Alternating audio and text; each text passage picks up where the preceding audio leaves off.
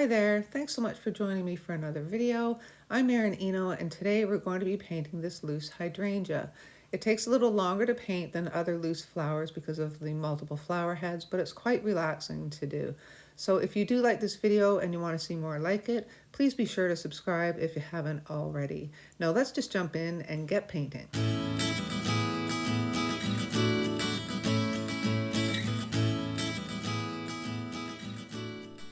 Okay, so today I'm using my Arches cold press watercolor paper. It's 140 pound, 100% cotton. I have my Royal Talons Van Gogh paints in my palette. I have a jar of water and a paper towel. For brushes, I have two Princeton snap rounds, one in a size 12 and one in a size 4. And I also have my Curry's 2400 series in a size 6. You will also need a pencil. You don't really need a pencil. I'm just using it to draw a circle so I can kind of make sure I stay reasonably round with my flower head. So if you are confident that you can stay reasonably round without a pencil line, then you don't need to draw a circle. I'm just going to I just find it easier. Okay, so there's a rough circle. I'll just lighten it a little bit.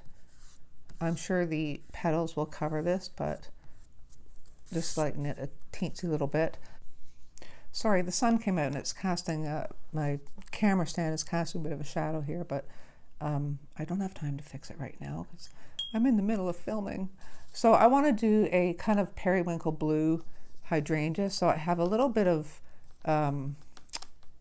quinacridone purple red with some cobalt blue, and I think that will give us a decent kind of periwinkle blue kind of color. Actually, you know what, this mixture is from before, so I'm going to wipe that out. So this is what I'll be using, and I'll put a wash of it. Sorry, I just hit my microphone wire, and I'll just put a wash of it over here, and then we're just going to go with the number 6 brush. And I can barely see my circle now, but that's okay. I'm going to just start putting in little hydrangea flower heads. Now, some hydrangeas have square petals, some have more pretty roundish, but I'm not going to concern myself with that. If some of them are kind of squarish, that's cool. If not, I'm okay with that too. Now, I've just gone and I've taken off some of the pigment from my brush. Okay, so as I go out, I'm going to take pigment off my brush because I just want I want to make sure we have some variation in tone in the petals. And I'm trying to leave white space in the middle. If you don't, that's okay too. It's not the end of the world.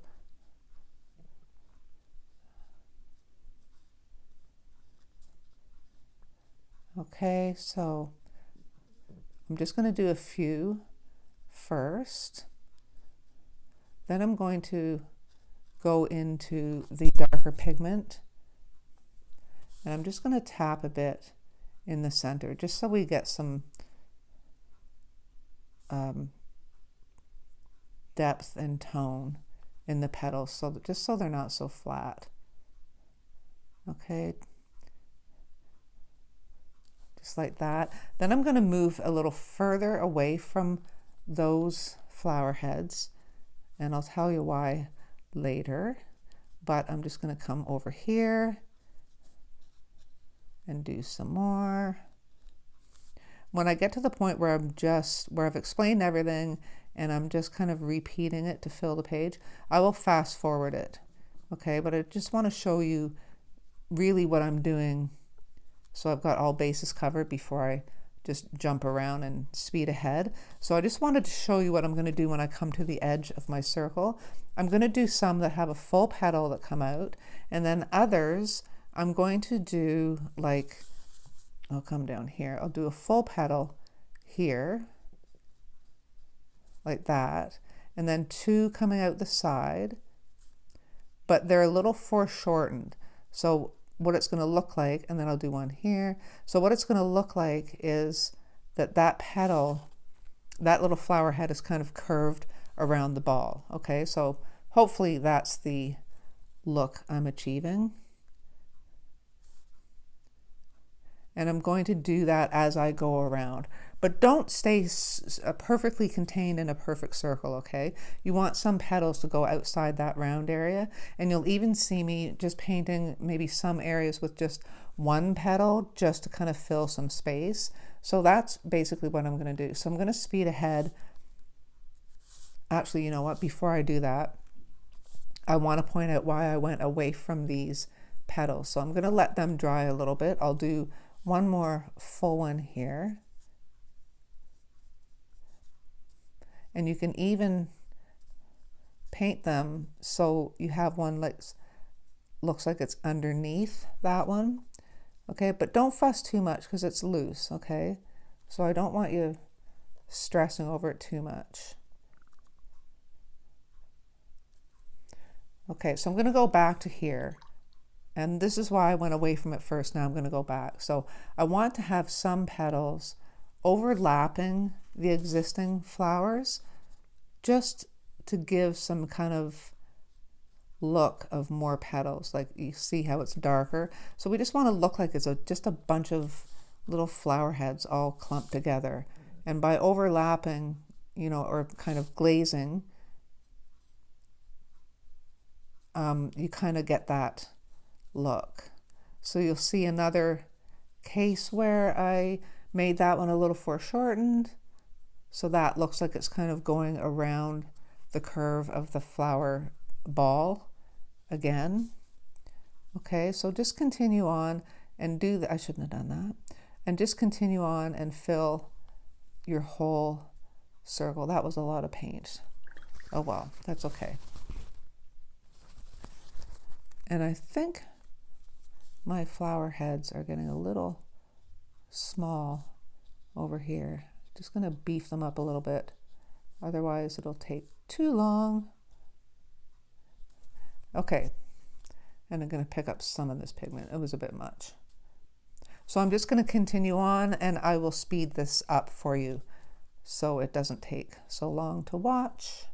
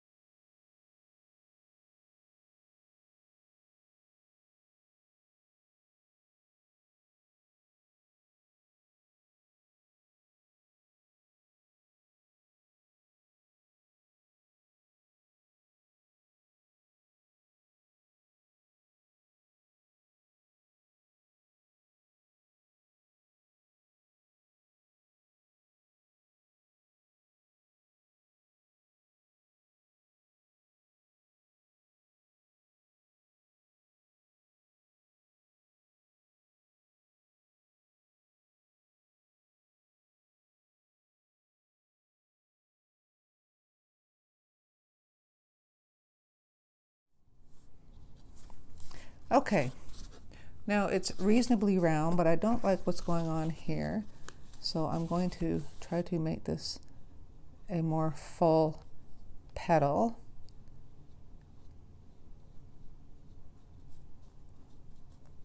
Like that.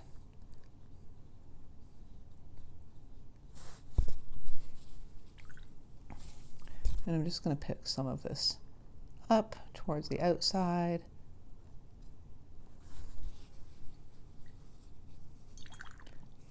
Okay, so we've got a bunch of hydrangea petals and my flower head is reasonably round. Got a little mark on my paper there. Okay, so like I say, you don't want it perfectly round. So now I'm going to go in with that purple again. I'm going to mix up a little more of it because I'm going to need more. So now I've got the darker value of it, and I'm just going to dot in the middle of some of these flower heads. okay, just to kind of define them a little bit. Because it is such a loose painting, you want your eye to actually be able to kind of zero in on some of these flower heads, okay? So it can interpret them as flower heads. If you don't get them all, that's okay. Just a few, because it is loose. If I get them all, great. If not, no big deal, because some petals are just going to be individual petals. So I think that's probably good enough for your eye to interpret that there's some flower heads in there.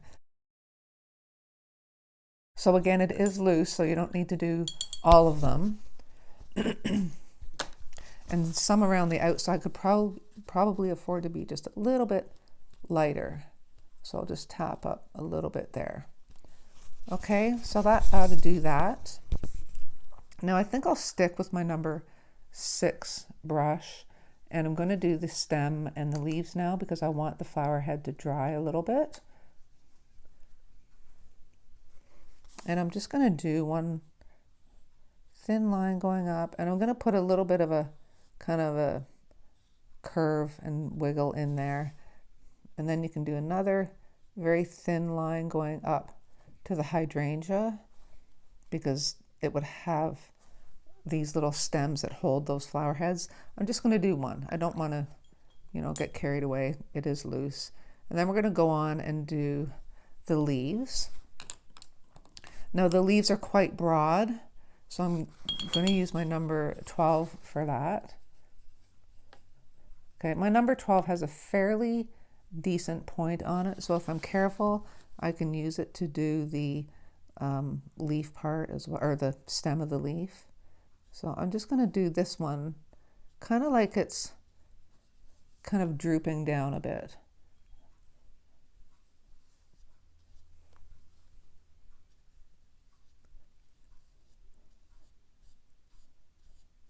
And the hydrangea petals, leaves, have a little bit of a serrated edge on them, so we can just do some kind of flicks to kind of represent that.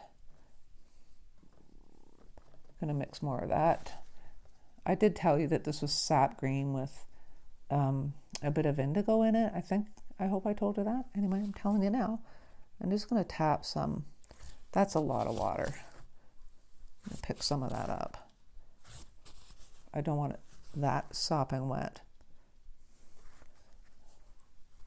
Maybe put some down here towards the tip.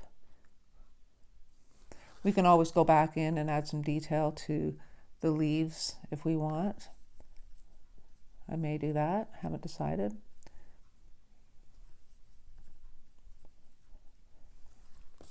Okay, then we'll do another one over here.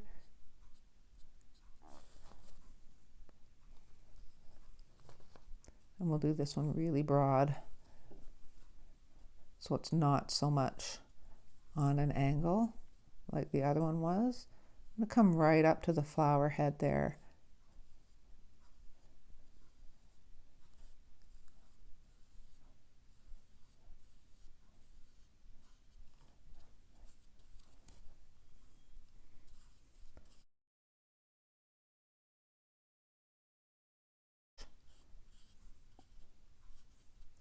That might be a little bit of pooling there. And I'm just going to try to flick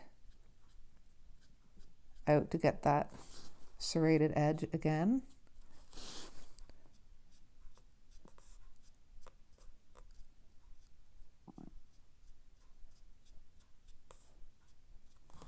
Okay, and I'll go in with a little deeper pigment on both petals, or both leaves. So basically, once these leaves had dried, they were pretty much a fail. So I went in after the painting was finished and added some more tone and a little bit more detail, which you'll see at the end when I show the final picture. Shape. Okay, so now we're going to go back to our hydrangea, which has dried a little bit. And what I'm going to do may seem a little strange, but I'm going to take my wet size 12 and I'm going to just put some water around my whole hydrangea, not so much to the outside, and just go lightly. You don't want to start lifting the paint and having it kind of bleed out, but I want everything damp at this point. I may have done it too wet. Yes, I did. So I'm just going to tap some up a little bit. Okay, just so I know there's a little bit of dampness to my page, to my painting. And I'm going to go in with my number 6. And I like my number 6 because it's got a really good point on it. You can use a smaller brush if you want, but you want something that doesn't have a lot of water. And we're going to start adding in some shading and to get some shadows and depth. So wherever you think it's going to be darkest, the shaded area is going to be darkest towards the center of the flower head and lighter as it goes towards the outside. So I'm just going to start tapping in some shadow. Okay, and hopefully, because I've wet that background, it's going to bleed a bit and be a little soft, so it's not, you know, crazy harsh. So you're going to get some light areas, see, and it kind of feathers out to be a softer bleed. And you're not trying to really define a lot of petal edges here. Just let your eye do that. But you can go in and kind of indicate the shape of some of the petals if you want. You don't have to do a lot of flowers like that because your eye will kind of see it and interpret the rest of them to be flower heads, which is the beauty of a loose painting. It's just kind of, you know, representative of the flower. I hope that's making sense. Okay, maybe put some tone down in this area and over here. So I'm not coming right up to the flower heads because I'm going to go back in and soften up some of these edges. Even though I wet it, I'm not getting real soft edges. So just keep putting this in where you think it could use some contrast and some shading. Okay? You don't have to get carried away with it though. Just enough to make your eye see it is going to be good. Maybe some down here. So because you've been painting this and looking at it a lot, you can step back and look at it so you can get a different kind of perspective, so you're not just seeing blobs and paint strokes. So I'm just going in with a clean damp brush now and just kind of softening up some of these areas. And don't worry if you hit, you know, some petals, because that's just going to look like shading on the petals. It's all good. So now I'm going to go in with even deeper pigment and tap it in where we put some of these shadows. Okay, and again, darker towards the center of the flower head, just like this. And if you get some areas that aren't softening out, just take your damp brush, clean damp brush, and try to soften that up. This isn't too bad so far.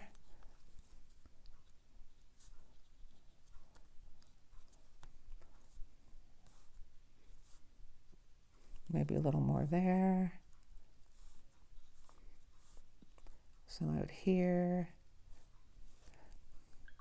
And some of them could be a little softer. So I am going to go in with my damp brush. Just soften them up a little bit. Just like so. You can bring some in to define some petals, like I said.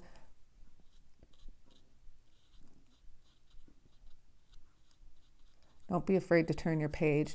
And if you think you've kind of lost a petal, you can always pick some of that highlight up with the clean brush like that. So now I'm going to go in to that mixture again, only this time I'm going to add in a little bit of Payne's Gray. So it's quite dark now. It's kind of lost the purpley. I'm going to get some more of that blue in there. Okay, so that's pretty dark. And I'm just going to tap into some of these darker areas right towards the center. And that'll make those shadows really pop.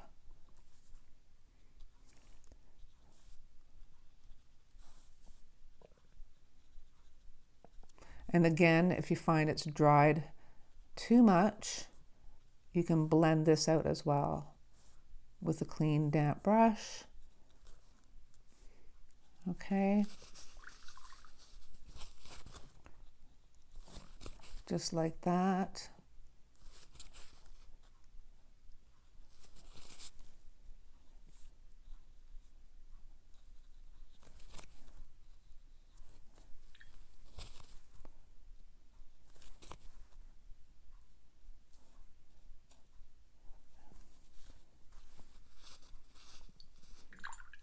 And if you find you're not getting enough color variation on some of your petals, you could even go in and just go over a couple more of those, just with another light wash, like here, just to deepen up some of the petals.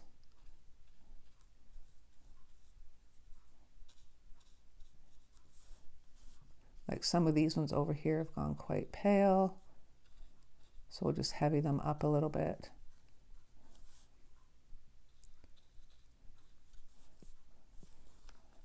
Maybe this guy.